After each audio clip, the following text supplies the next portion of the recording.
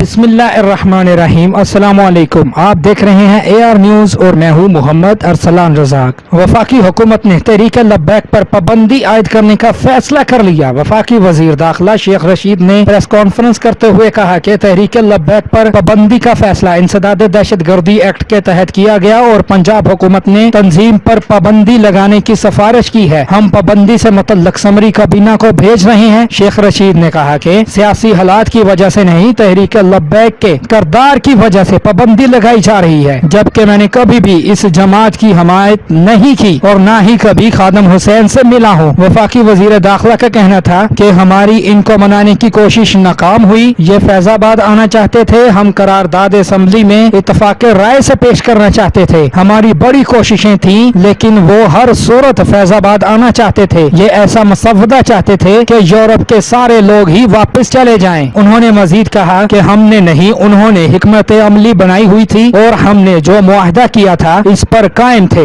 وزیر داخلہ نے کہا اسلام آباد میں پولیس سے رائفل چھین کر فائرنگ کی گئی، ان پر جو FIRs ہوئی ہیں وہ قانون کے تحت ہوئی۔